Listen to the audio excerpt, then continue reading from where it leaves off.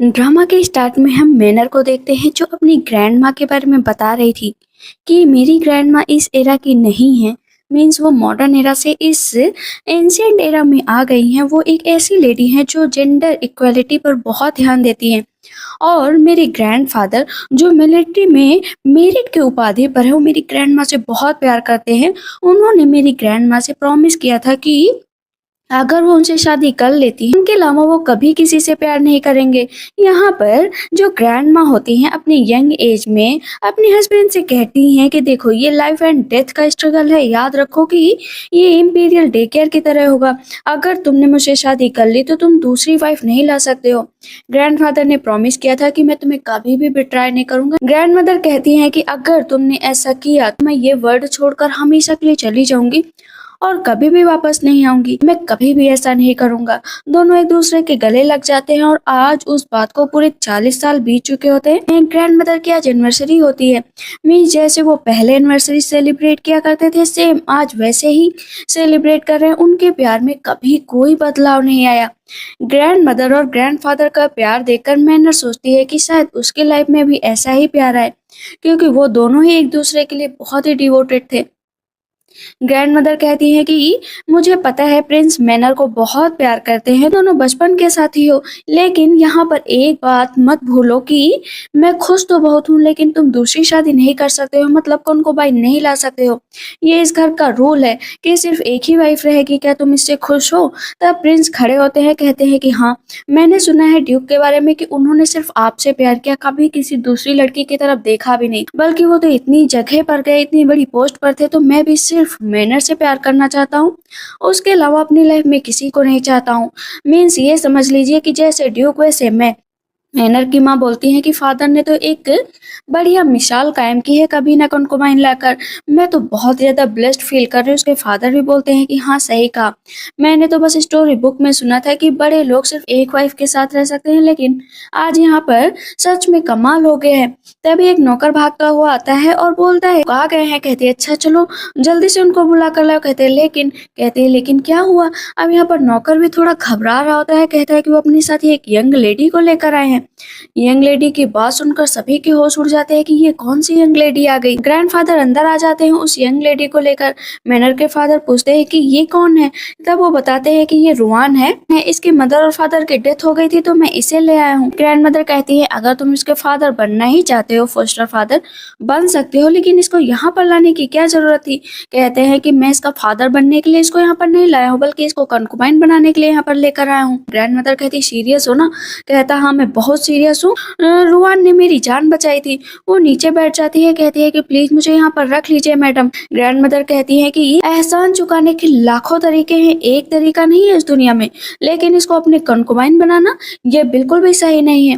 Grandfather कहते हैं 40 साल में तुमसे शादी में बंधा रहा, मैं अब क्या दूसरी शादी भी नहीं कर सकता हूँ? मैंने तुम्हारी सारी प्रॉमिस फुलफिल की, अब मैं अपनी प्रॉमिस फुलफिल करना चाहता हूँ। वो उस लड़के का हाथ पकड़ लेते हैं। मैनर और ये सब देखकर हैरान रहते हैं कि ग्रैंडफादर सच में कितना बदल गए। जब वो याद करती है जब वो छोटी थी तो ग्रैंड मदर ने ना ग्रैंडफादर के लिए एक हैंकी पर एम्ब्रॉयडरी की थी, जिसे देखकर ग्रैंडफादर बस खुश हुआ करते थे। तब मैनर पूछती है ग्रैंड मदर से कि ग्रैंड मदर सच में आप कितनी लकी हैं कि आपको ग्रैंडफादर मिले। ग्रैंड मदर कहती हाँ, सही कहा, मैं लकी तो हूँ कि उन्होंने सिर्फ मुझे चुना। बहुत सारे लोग ऑनर्स के लिए या दूसरे युद्ध में जाते हैं तो वहां पर शादी करनी ही पड़ती है, लेकिन तुम्हारे ग्रैंडफादर ने सिर्फ मुझे चुना। इसी वजह से मैं खुद बहुत ही अपने आप को लकी मानती हूँ। उस नसीबी से कम नहीं है मेरे लिए। ऐसा सालों साल में एक बार होता है। पुराने जमाने में सभी लोग चार चार वाइफ रखते ही थे। कहीं ना कहीं ये बहुत बड़ी बात होती है कि एक पर्सन सिर्फ एक ही वाइफ के साथ रहे। मैंने उन चीजों को याद करती है तो उसको धक्का लगता है। ग्रैंडफादर कहते हैं कि 40 साल हो गए तुम अभी भी सेटिस्फाइड नहीं हुई हो। ग्रैंड मदर कहती है कि तुमने मेरा मजाक बना दिया है क्या? कहते हैं मजाक नहीं बना रहा हूँ, मैं बता रहा हूँ कि जो तुमने यहाँ पर एक रोल बना रखा है ना एक वाइफ का, ये बिल्कुल भी बर्दाश्त नहीं किया जाएगा। मैं इसको नहीं मानता हूँ। मैनर कहती है कि ग्रैंड माँ तो टाइम ट्रेवलर है। तभी हम देखते हैं कि वहां पर उसका बड़ा भाई आ जाता है। मैनर के फादर कहते हैं कि देखो क्या हुआ है, फादर कंकुबाइन ले आए हैं। मैनर कहती अंकल जरूर अपने फादर को कुछ ना कुछ कहेंगे, इन आदर्शों को बहुत अच्छे से मानते हैं।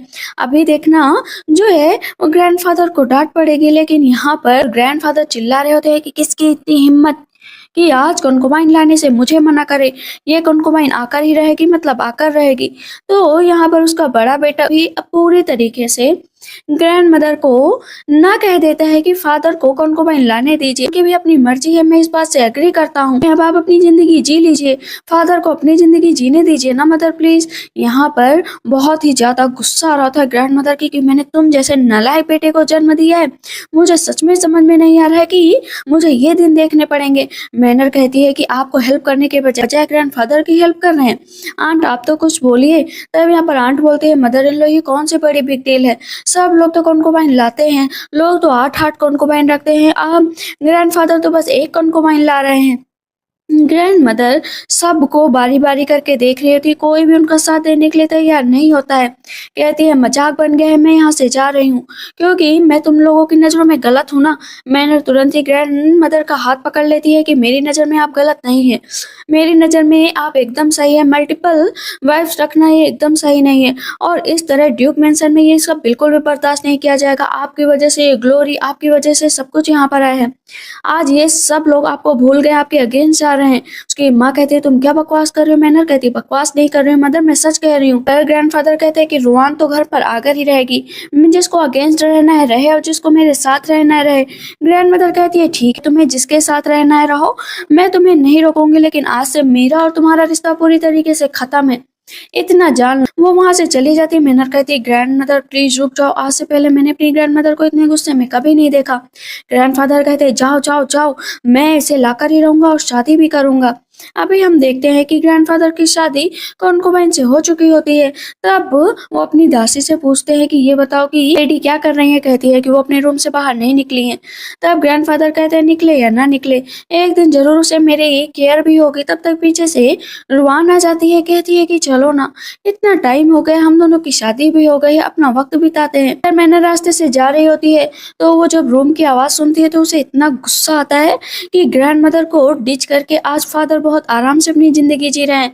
यहाँ पर मैनर की दासी करती है कि ग्रैंडफादर तो सच में इस एज में जो है इतनी यंग एज की लड़की ले आए, उन्हें शर्म भी नहीं आती। कहती नहीं, ये सब तुम्हें नहीं कहना चाहिए, ग्रैंडफादर को जो करना है करो, मैं लेकिन ग्रैंड मदर का ही साथ दूंगी। हम देखते हैं कि इधर जो है ग्रैंडफादर और रोहान अपना वक्त बिता रहे होते हैं तो ग्रैंडफादर कहते हैं बस बहुत हुआ, अब मैं आराम करना चाहता हूँ। लेकिन रुआन आराम करने को तैयार नहीं थी क्योंकि वो चाहती थी कि वो जल्द से जल्द एक बच्चा पैदा करे ताकि वो यहाँ पर आराम से अपनी जगह बना सके। देखिए सुबह होते ही ग्रैंड मदर ब्रेकफास्ट कर रही होती हैं और बाहर रुआन आकर खड़ी होती है कि मुझे आपसे लेडी मिलना है मिलना है।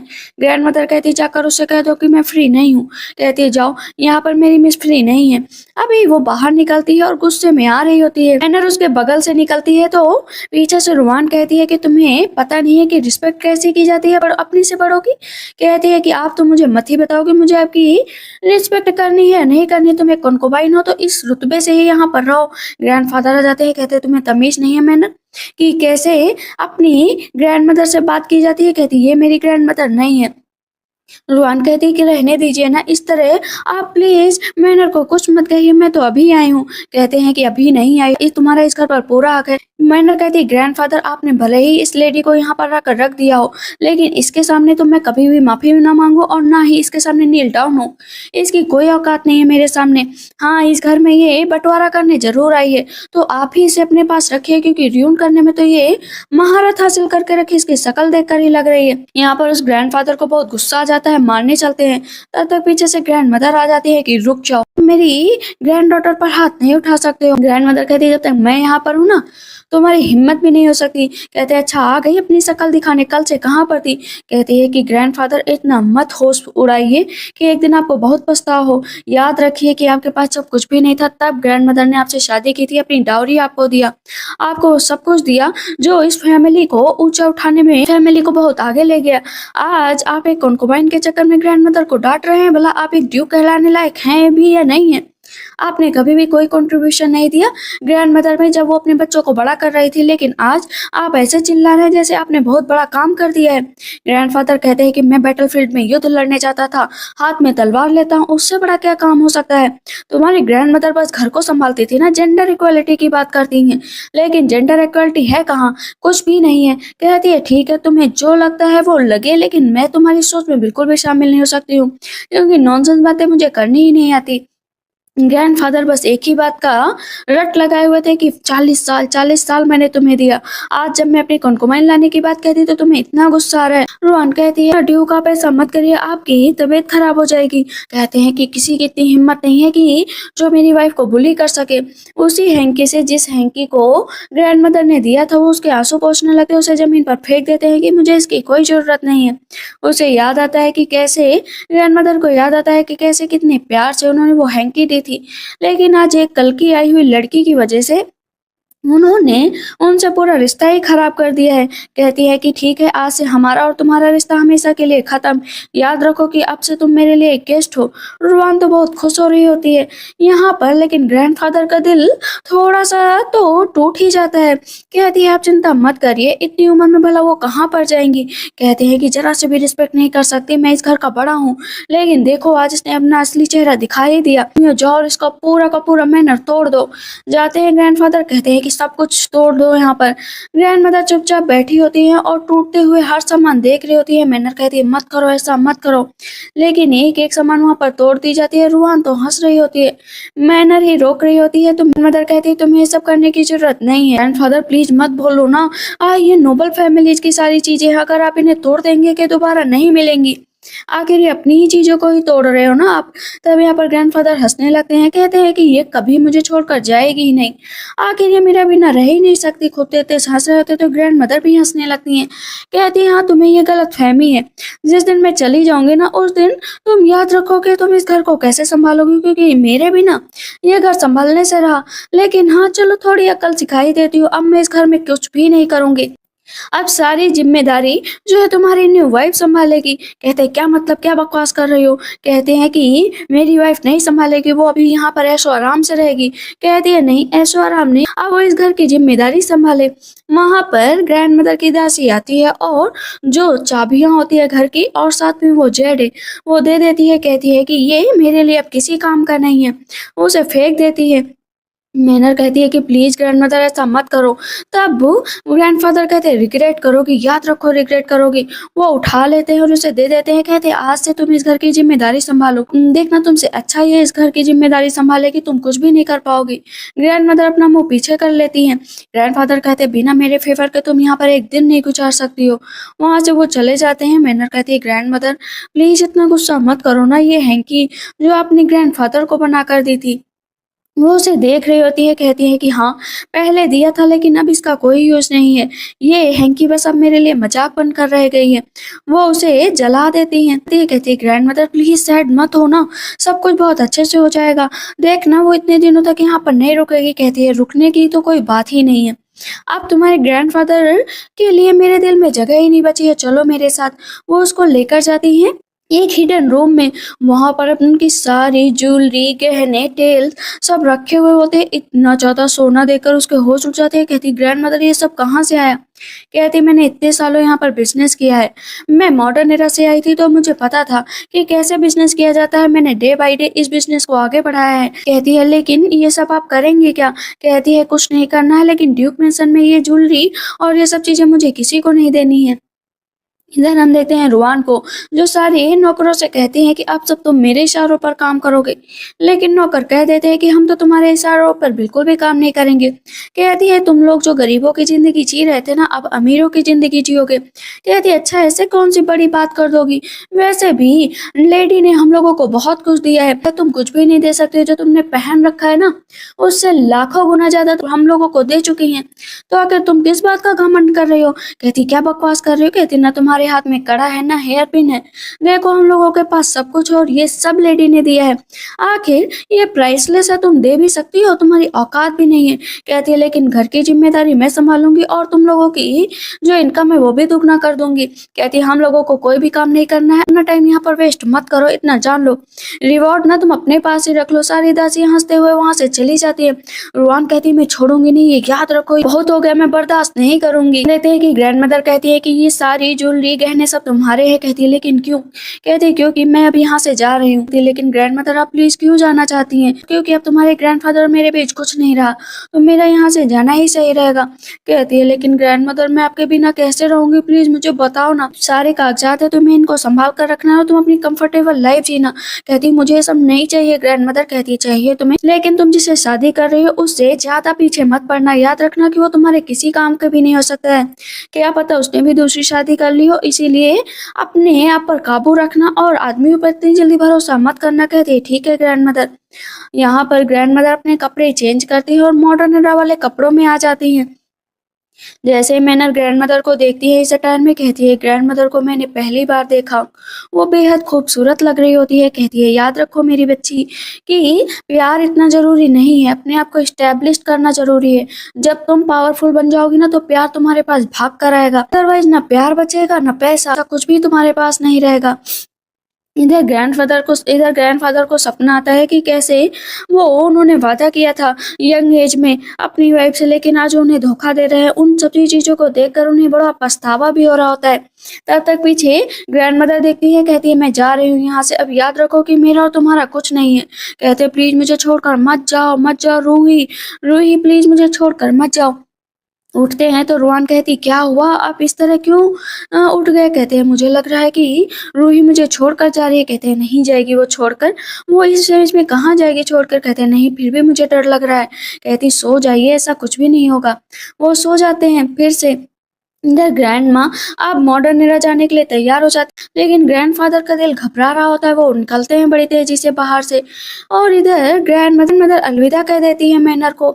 मैनर बहुत ज्यादा रो रही होती है, ग्रैंड मदर वहां से जा चुकी होती है। ग्रैंडफादर कहते हैं रोही रोही कहाँ पर गई, लेकिन ग्रैंडफादर देख नहीं पाते हैं। कहती है कि ग्रैंडफादर आप जाइए और ग्रैंडमदर को परेशान मत करिए। कहते रूही बाहर निकलो, मुझे तुमसे बात करना है। इस तरह वाला कब से गुस्सा होकर बैठी रहोगे, आखिर एक कुनकुमाइन की ही तो बात है, लेकिन मैं तुम्हारी सारी इच्छाएं पूरी करूंगा हमेशा। कहती है ग्रैंडफादर आप यहाँ से जाइए, लेकिन ग्रैंडफादर तब भी अंदर जाते हैं, लेकिन हिम्मत नहीं जुटा पाते हैं तो बाहर आ जाते हैं। मेरे पैरों पर जब गिड़गिड़ा कर माफी मांगोगी ना तभी मैं रूम के अंदर आऊंगा। फिर सोचते हैं कि अभी भी ये नहीं आई, लेकिन वहां से वो चले जाते हैं। मैना रो रही होती है कि ग्रैंडमदर मुझे आपकी बहुत याद आएगी, आप सच में मुझे छोड़कर चली गई। यहाँ पर नैनी कहती है रोने की जरूरत नहीं है, मैं तुम्हारे साथ हूँ और तुम्हारा साथ दूंगी। इधर हम देखते हैं मॉडर्न एरा में, जहाँ पर ग्रैंड माँ को होश आ चुका होता है, लेकिन जो ग्रैंड माँ होती है वो यंग एज में होती है, वो कोमा में चली गई थी, इसी वजह से वो एंशिएंट एरा में थी। सब लोग कहते हैं उठो उठो रोही तुम ठीक तो हो ना। वहां पर जो है रूही का फियांसे भी होता है।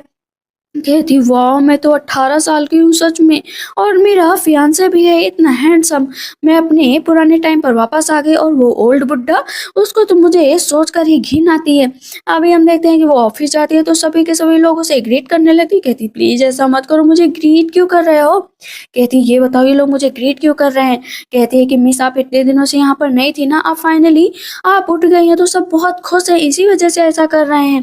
तभी पता चलता है बाहर हेलीकॉप्टर आया है, सब कहते हैं ये क्या है, सारे एनवलप उसकी खुशी में पूरी सिटी में उड़ाए जा रहे हैं। कहती ये कोई ड्रामा चल रहा है या लोग सच में खुशी से पागल हैं। आज हम देखते हैं ग्रैंड मदर का बर्थडे होता है, इस वजह से तैयारी बहुत तेजी से चल रही होती है। सब कहते हैं कि इतना टाइम हो गया ग्रैंड मदर से मिले नहीं, फाइनली ग्रैंड मदर से मिलने का टाइम आ गया है। तभी मैनर आ जाती है, ग्रैंडफादर कहते हैं कि तुम ग्रैंड मदर कहाँ पर हैं? कहती है कि वो वापस चली गई अपने वर्ड। क्या मतलब तुम बताओगे मुझे? कहती है कि मैंने कहा ना कि वो अपने वर्ड चली गई। यहाँ पर ग्रैंडफादर कहते हैं मुझे बेवकूफ बनाने की कोशिश मत करो, मुझे पता है कि बैंक्वेट में आने से पहले वो बहुत नखरे करती है, तो नखरे ही कर रही होगी, करने दो नखरे खुद ही आएगी। मन में सोचती है कि जब पता चलेगा ना कि सच में चली गई तब रिग्रेट मत करना। अभी हम देखते हैं कि सब लोग बैठे होते हैं। कहती इतना टाइम हो गया है लेकिन अभी भी जो है मदर आई नहीं, इतने भी ज्यादा नखरे अच्छे नहीं होते हैं, आखिर उन्हें अब एक्सेप्ट कर लेना चाहिए फादर को। यहाँ पर मैनर कहती है कि आपको ऐसी बातें नहीं करनी चाहिए। तभी हम देखते हैं एक लड़की भागते हुए आती है और बताती है कि मैनर के आंट को कि आपके हस्बैंड कॉन्कुमाइन ले आए हैं। कहती है क्या मतलब कॉन्कुमाइन ले आए हैं, और ऊपर से वो एक बच्चे की माँ थी।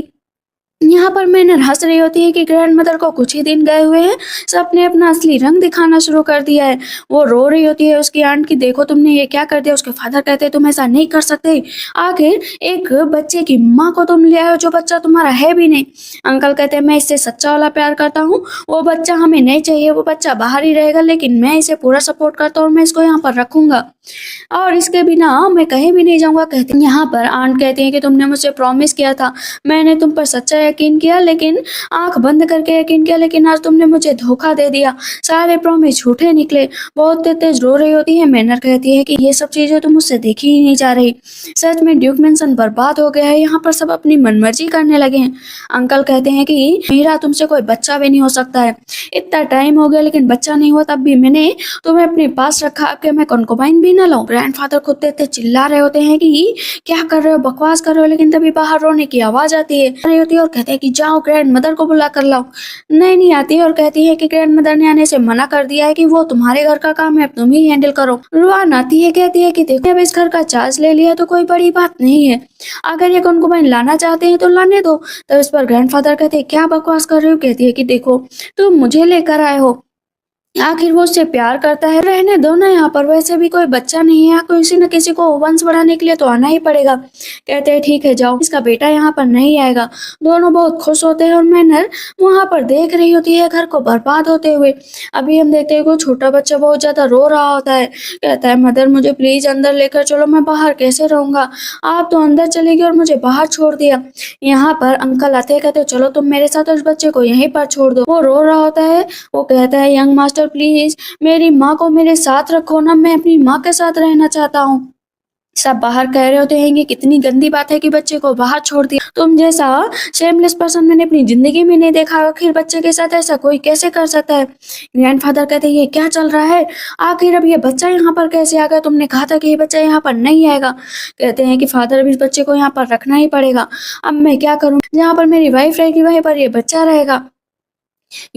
तब यहाँ पर रोहान कहते हैं रहने दीजिए ना, इतनी क्या बड़ी बात है। कहते हैं लेकिन तुमने मेरी नजरें सर में से झुका दी हैं।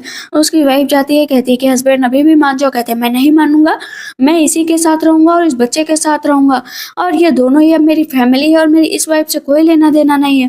कहती है और मेरा क्या होगा मेरे बच्चे का, मैं प्रेग्नेंट हूँ। कहते हैं अब तुम प्रेग्नेंट हो तो मैं क्या करूँ, लेकिन अब मेरी जिंदगी इन लोगों में बसती है, तुम्हारे साथ नहीं बसती है। इतने देर में तो आंट बहुत ज्यादा परेशान हो जाती है, कहता है कि मैं इन लोगों को लेकर जा रहा हूँ। इधर हम देखते हैं कि आंट को चक्कर आ रहा होता है कि मैं कैसे अपने आप को संभालूंगी। आंट जाती है ग्रैंड मदर से मिलने के लिए, लेकिन ग्रैंड मदर उनसे भी नहीं मिलती, तो वो रो रही होती है कि मुझे माफ कर दो कि मैंने आपके बात नहीं सुनी, कि मुझे नहीं अंदाजा हुआ कि आपको कितना दर्द हुआ होगा, लेकिन आज मुझे अब एहसास हो रहा है ग्रैंड मदर कि आपको सच में कितना दुख हुआ होगा। इधर हम मॉडर्न एरा में देखते हैं रूही को, जहाँ पर उसका फियांसे कहता है कि आज इतने टाइम बाद तुम्हें होश आया, क्या तुम मुझसे शादी करना चाहती हो, क्या मेरी तो एंगेजमेंट भी हो चुकी है। लेकिन आदमियों पर भरोसा कर पाना अभी रूही के लिए थोड़ा मुश्किल था। कहती मैं अपना करियर बनाना चाहती हूँ, मैं शादी के बारे में बाद में सोचूंगी। तो उसका फियांसे कहता है ठीक है जब मन करे तब तुम मुझे बता देना, मैं तो जिंदगी भर इंतजार करने के लिए तैयार हूँ।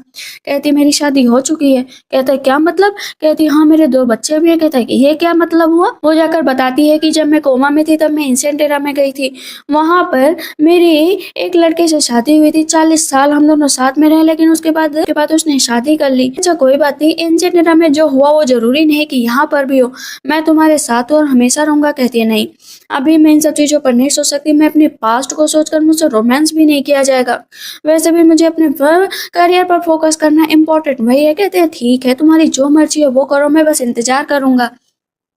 वहां से जो है वो चला जाता है। इधर हम देखते हैं कि मैनर बैठी हुई होती है और वो अपनी ग्रैंड माँ के बनाए हुए जो है फोटोग्राफ को देख रही होती है कि सच में मॉडर्न एरा कितना ज्यादा आगे बढ़ गया। ग्रैंडफादर फिर से आते हैं कि मुझे तुमसे मिलना है, आखिर तुम कब बाहर निकलोगी। कहते हैं कम से कम मेरी शादी को ही याद रख लो, मेरे प्यार को याद में रख लो। अंदर मैनर बैठी हुई होती है, वो वहां से चले जाते हैं। ग्रैंडफादर कहती है कि बस कुछ टाइम और उसके बाद तुम्हें रियलाइज होगा कि तुमने क्या खो दिया है। ग्रैंडफादर अभी हम देखते हैं मैनर रास्ते से जा रही होती है, वहां पर उसकी दासी भी धक्का लगता है।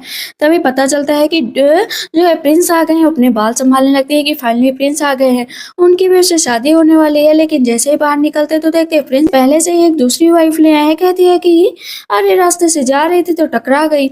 इस तरह प्रिंस को दूसरी वाइफ के साथ देखकर यहाँ पर जो है मैनर का गुस्सा सातवें आसमान पर होता है। वो कहती है कि सारे के सारे आदमी सब एक जैसे हैं, किसी को एक औरत में सुकून ही नहीं मिलता है। देखो तो तुम भी दूसरी औरत ले आए। कहता हाँ तो मेरे पैरों की धूल के बराबर हो। अगर शादी करना चाहते हो ना तो मेरे सामने गिड़गिड़ाओ, तब तुम्हारी इसके साथ शादी होगी। उसे अपनी ग्रैंड मदर की बात याद आती है कि ग्रैंड माँ ने कहा था कि प्यार इतना भी जरूरी नहीं है। फिर वो थोड़ा अपने आप को संभालती है, कहती है कि देखो मुझे तुम्हारी कोई जरूरत नहीं, तुम्हें जो करना है करो, लेकिन आगे से मेरे रास्ते में मत आना। कहते क्या कहा तुमने, क्लियरली जरा बोलो। कहते हैं कि बहुत पहले ही बोल देना चाहिए, मैं तुम्हें अपनी जिंदगी में इतना भी नहीं शामिल करूंगी। वहां से वो जाने लगती है तो तुरंत ही प्रिंस तलवार निकाल लेते हैं और उसके बाल काट देते हैं। बाल काटते हैं क्योंकि वो एक नोबल प्रिंसेस है। प्रिंस डर जाते हैं कि नोबल प्रिंसेस के बाल काटना मतलब ये एक अपराध है। नीचे बैठ जाते हैं कि मुझे माफ करना। कहती है कि मुझे तो शर्म आ रही है कि मैंने तुम जैसे पर्सन से कहा था कि शादी करने के लिए। यहाँ पर ओल्ड अंकल बोलते हैं कि आप यहाँ से चलिए, आपको इस आदमी से शादी करने की कोई जरूरत नहीं है। कैरेज में बैठ जाती है, बात करके कहती है कि इसकी दोनों टांगे जरा सा तोड़ दो। वहां पर प्रिंस को बहुत मारा जाता है, लेकिन ग्रैंडफादर मैनर को बहुत मारते हैं कि तुम्हारी प्रिंस से शादी होने वाली थी, सारी तैयारियां हो चुकी थी, लेकिन तुमने सब गड़बड़ कर दिया। क्या तुम मेरा नाम इस तरह से डुबाओगी। कहती है रुआन कहती है ऐसा मत करो मैनर के साथ, वो अपनी ग्रैंड मदर के नक्शे कदम पर चल रही है, इसी वजह से शायद ऐसा हुआ। ग्रैंड मदर ने देखो अपनी ग्रैंड डॉटर को कैसे पाला है। कहती है कि ग्रैंडफादर आपसे तो अच्छा ही पाला है, कम से कम आप जैसे रिबल तो नहीं थी जो अपने साथ अपने बच्चों को भी बिगाड़ रही थी। मैं किसी ऐसे इंसान से शादी नहीं करूंगी जिसने दूसरी शादी कर रखी होगी। माँ कहती तुम ऐसी बकवास नहीं कर सकती हो। कहती है माँ आप मेरी माँ है भी या नहीं है, आप इस तरह मुझे कैसे फोर्स कर सकती है। कहते हैं कि शादी तो तुम्हें करनी ही पड़ेगी, चलो जल्द से जल्द और कपड़े पहन लो। ग्रैंड मदर से मिलने चलते हैं। ग्रैंड मदर से मिलने के लिए जाती है तो बार बार कह रही थी दरवाजा खोलो दरवाजा खोलो, लेकिन दरवाजा खुलता ही नहीं है। तभी हम देखते हैं कि मैनर बाहर निकलती है, कहती है कि ग्रैंड मदर अपने वर्ड जा चुकी है। कहते हैं नहीं जाएगी, वो मुझे छोड़कर जा ही नहीं जा सकती। मैं कितनी बार कहूँ वो आएगी मेरे सामने गिड़गिड़ाते हुए, आखिर अपने बच्चों को छोड़कर कैसे जाएगी। इधर हम रूही को देखते हैं जो उसकी मदर होती है। कहती है तुम कितनी पतली हो गई हो, तुम्हें अपना ध्यान देना चाहिए, लो तुम्हारे लिए गिफ्ट प्रिपेयर किया है।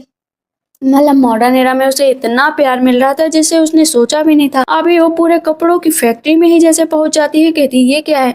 वहां पर उसकी माँ उसकी बहुत ही ज्यादा चिंता कर रही होती है कि खा लो। कहती माँ मैं बच्ची नहीं हूँ, आप खाओ ना। इतना प्यार देकर आंखों में आंसू आ जाते हैं।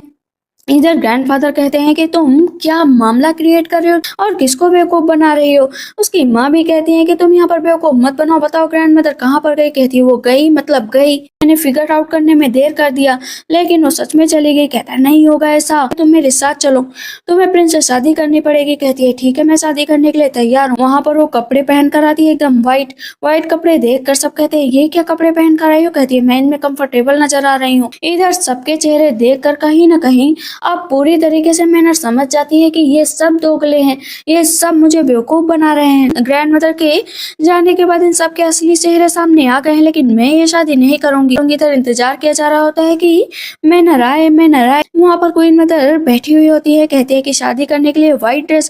कहती है हाँ मैंने कहा ना कि मैं इसमें कंफर्टेबल हूँ। कहते हैं ठीक है चलो फिर शादी की तैयारी की जाए। लेकिन वहां पर वो कहती है कि शादी तो तब होगी ना जब पता चलेगा कि प्रिंस ने ऑलरेडी शादी कर रखी है, उसके साथ वो रातें भी बिता चुके। कहते तुम्हारे पास क्या एविडेंस है कि मैंने शादी कर लिया और मैंने उसके साथ रातें बिताई हैं। वहां पर उसके कपड़े खोल देती है। कहती है ओहो हेवन भी देख रहा है तुम्हारी इन गंदी हरकतों को, अब तुम मुझे बताओगे कि तुमने शादी की या नहीं की। कहते ये कोई एविडेंस नहीं होता है। कहती यही तो एविडेंस है, मैं और एविडेंस दे देती हूँ। वहां पर वो बहुत सारी एरियोटिक पिक्चरें ले आती है जो असल में प्रिंस की और उस लड़की की होती हैं और ये मैनर ने बनवाया था। कहती है सब लोग अपनी आंखों से देख लो, प्रिंस का तो काला चिट्ठा सबके सामने खुल जाता है, कितना घटिया प्रिंस है। कहता है मदर ऐसी कोई बात नहीं, ये सब मुझे प्रोवोक कर रहे हैं। कहती है तुम्हारी जैसी हरकत मैं बर्दाश्त नहीं करूंगी, ये शादी कैंसिल होती है। क्वीन मदर वहां से चली जाती हैं। कहते हैं कि सच में ये लड़की होशियार थी जो बच गई, वरना इस प्रिंस से शादी करनी पड़ती। वहां पर प्रिंस के ऊपर अपना पैर रगड़ कर कहती है कि मैं तुम्हारे लिए नहीं बनी हूँ। ग्रैंड मदर ने मेरे लिए ड्रेस रखी थी और ये हील्स और ये चप्पल भी, तो याद रखो कि मैं इन्हीं से तुम्हें परेशान कर सकती हूँ। मैं वापस आ रही होती तो रुआन उसके ऊपर पानी डाल देती है। कहती है कि तुम जैसी डॉटर का इसी तरह यहाँ पर स्वागत होना चाहिए, रेजिडेंस में तुम्हें एंटर करने की सलाह नहीं दी जाती है। कहती है अब कुत्ते भौंकेंगे भी क्या। तब तक पीछे से पता चलता है कि जो उसकी आंट है ना, उनके पेट में बहुत ज्यादा दर्द हो रहा है। उनका बच्चा वो प्रेग्नेंट थी, शायद उनका मिसकैरेज हो गया था। कहती है किसने किया। कहती मेरे हस्बैंड की दूसरी वाइफ के बच्चे ने। रूहान कहती इसमें कौन सी बड़ी बात है। यहाँ पर अभी वो मारने लगते हैं उस बच्चे को कि तुमने ये क्या किया मेरी वाइफ के साथ। वो उसको बहुत मारते हैं। तो कहती है कि इससे गलती हो गई होगी, बच्चा है।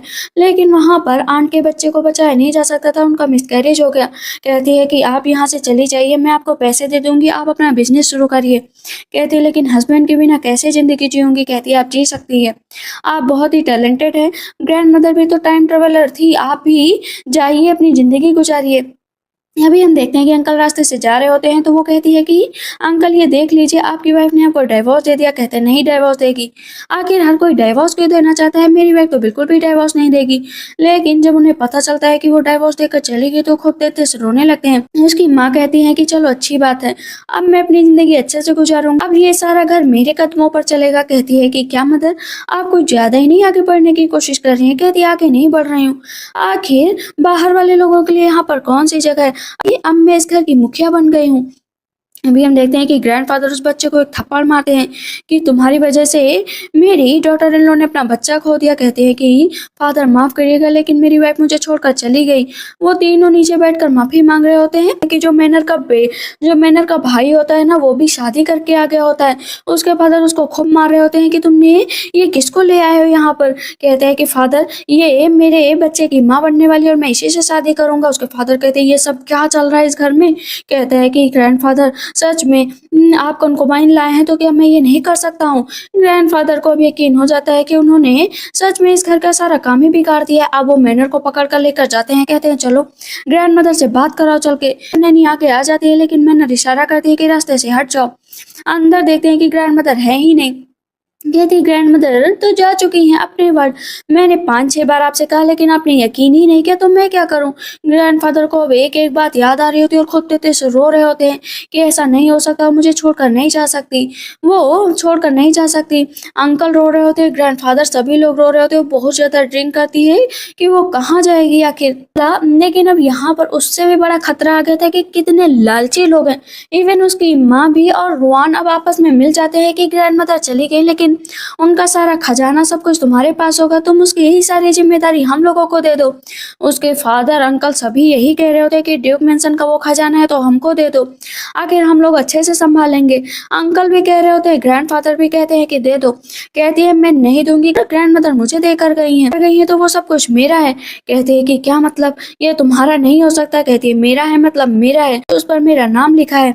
यहाँ पर हम देखते हैं मैनर बैठ जाती है कि ड्यूक रेजिडेंस अब मिट्टी में मिल जाएगा। लेकिन पता चलता है कि सिटी में ना प्लेग फैल गया है। तो रुआन कहती है कि मैंने जो है उसका इलाज करने के लिए जड़ी बूटी दे दी है, देखना अब हम लोगों को उसके लिए रिवॉर्ड भी मिलेगा। सब लोग बहुत खुश हो रहे होते हैं कि हाँ सही बात है, रिवॉर्ड मिलेगा। इतनी देर में मैनर आती है, कहती है कि मैं ये सब चीजें नहीं देख सकती। उसके ग्रैंडफादर कहते हैं कि अगर तुमने सारा खजाना नहीं दिया तो तुम इस घर से चली जाओ, तुम्हारा इस घर से कोई लेना देना नहीं है। कहती है ठीक है, मुझे इस घर में रहना भी नहीं है, मुझे इस घर से जाना है। रुआन कहती चिंता मत करो। यहाँ पर मैनर हंस रही होती है, तभी पता डे केयर आ जाता है। सब नीचे बैठ जाते हैं खुशी से कि डे केयर आ गया, डे केयर आ गया। लेकिन डे केयर में लिखा होता है कि जो जड़ी बूटी दी गई थी उसकी वजह से और लोगों की जान चली गई, इसी वजह से पूरी फैमिली को जेल में डाल दिया जाएगा। जब पूरी फैमिली को पकड़ कर ले जाया जा रहा होता है तो मैनर कहती है कि मेरा इस फैमिली से कोई लेना देना नहीं। इनोज कहते हैं कैसे। कहती है ये बुक है, इसमें से मेरा नाम कट कर दिया गया है। इनोज कहते हैं ठीक है, अगर यही बात है तो तुम्हें नहीं ले जाया जाएगा, बाकी सब लोग जेल में चलो। ग्रैंडफादर कह रहे थे ये सब क्या हो गया मेरे घर को, आज वो घर पर अकेली खड़ी थी। इधर हम ग्रैंड मदर को देखते हैं जो अपनी लाइफ में काफी आगे बढ़ चुकी थी, लेकिन उन्हें कुछ हलचल सी हो रही होती कि मैनर की जिंदगी में कुछ दिक्कत आ गई है। कहती मुझे जाना ही पड़ेगा। कहते कहाँ जा रही हो, मुझे भी ले चलो। इधर हम देखते हैं कि जो प्रिंस होते हैं ना, वो मैनर को सबक सिखाना चाहते थे, इसी वजह से उस पॉइजन का जिम्मेदार पूरी ड्यूक फैमिली को बनाया था। कहते हैं कि अब मरो तुम। लेकिन वो मैनर को देख लेते हैं कि अच्छा ड्यूक मेंशन में तुम अकेली बची हो, कोई बात नहीं, तुम्हारे खिलाफ मर्सी तो नहीं दिखाई जाएगी।